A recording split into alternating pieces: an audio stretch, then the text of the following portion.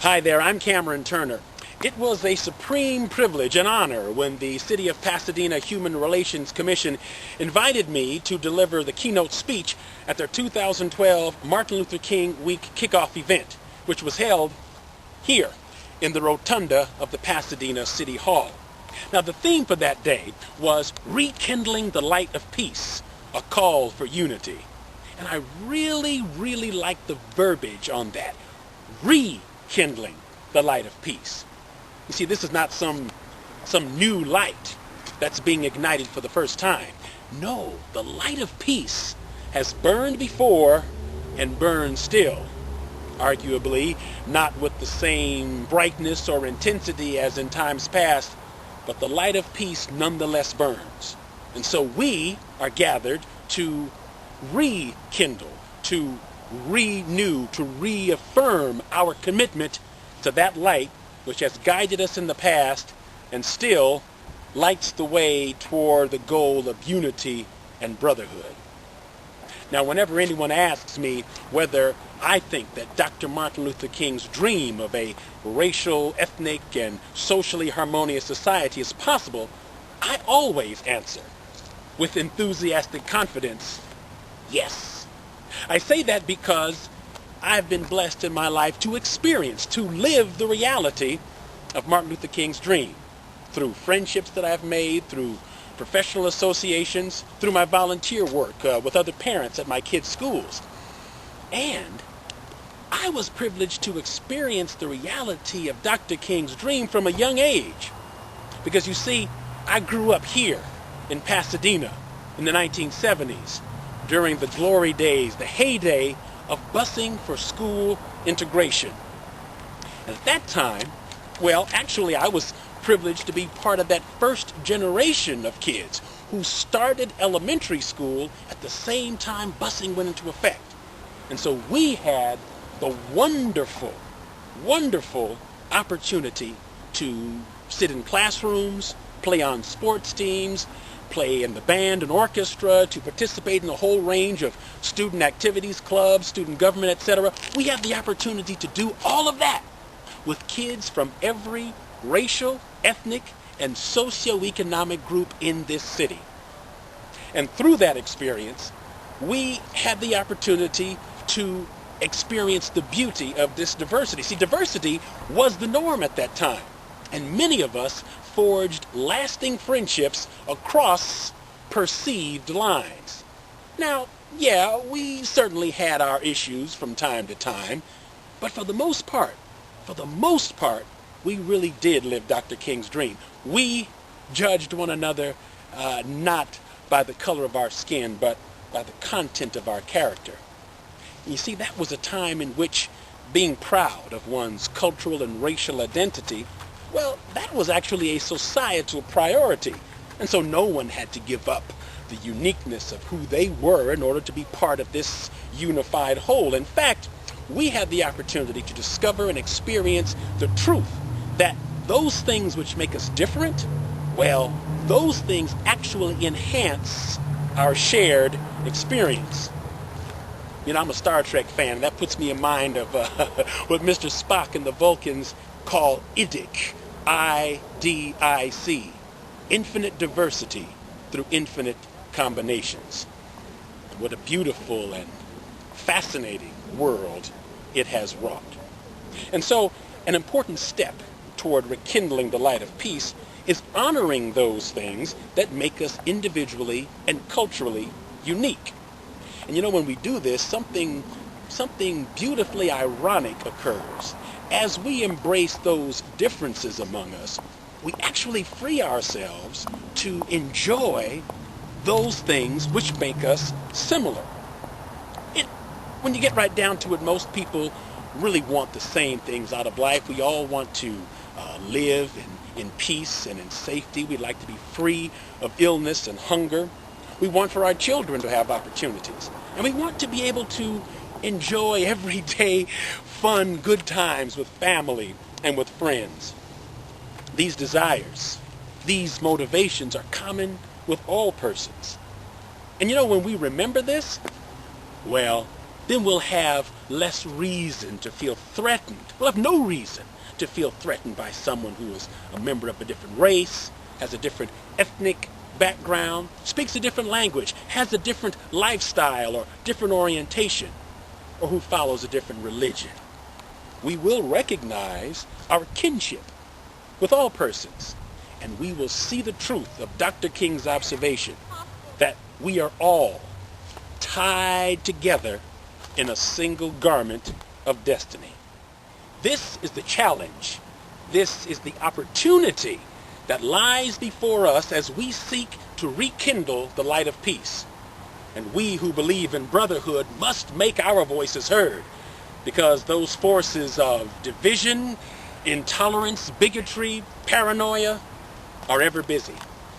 We see it, tragically, in the continued scapegoating of people of color, the poor, of gays and lesbians, of undocumented immigrants.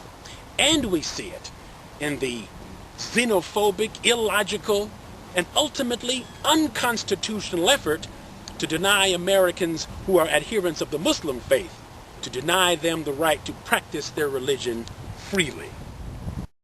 But as we say, the light of peace is still burning. It flickered actually here in Pasadena over at the school board meeting in November. On that night when community members came in to talk about the necessity for targeted resources to help African American students who were struggling academically. Now, there were some distressing signs of division at that meeting. For one thing, many of the African American and Latino families actually sat on opposite sides of the school board hearing room.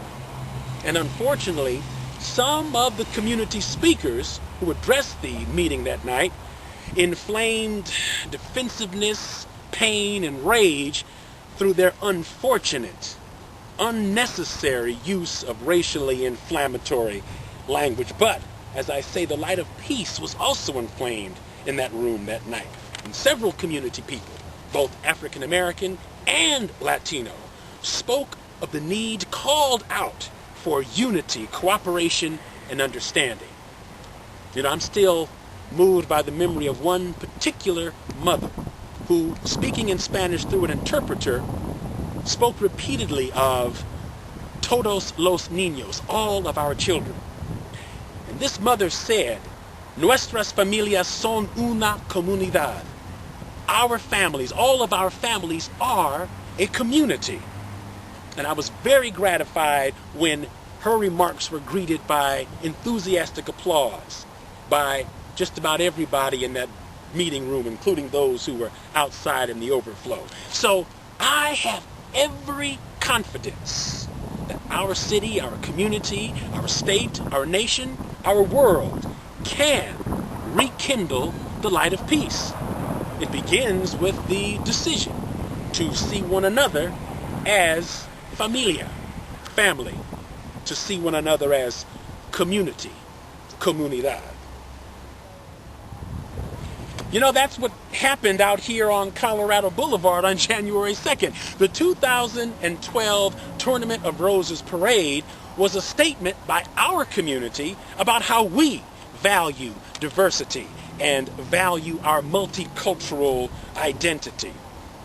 Having Drew Washington serve as our Rose Queen, our third African American Rose Queen. That in and of itself is a major statement about how far we've come. See, I remember, many of us remember quite clearly when Christina K. Smith was chosen as the first Black Rose Queen back in the mid-'80s. That was a time when a lot of us frankly thought we would never see that. And so it was a moment of great personal as well as historic significance. And here's the beautiful thing. After Queen Christina K. Smith's reign, we saw the doors open to a succession of Rose Queens of color. Young ladies like Liana Yamasaki, Purdy Tron, Ashley Moreno, Camille Clark, and on and on and on. And more than that, the actual Rose Courts, those contingencies of princesses, have over the years become more and more reflective of our beautiful multiculturalism. And so, on New Year's morning, when Pasadena puts itself on parade for the world, we are making a statement about what's important here and about the goal toward which we are striving, about the light of peace and that call for unity. Efforts continue within the tournament organization, as we know, to broaden opportunities for women and people of color, and we await with pride the ascension of Gerald Freeney as tournament president. Finally, the theme for this year's Rose Parade was just imagine.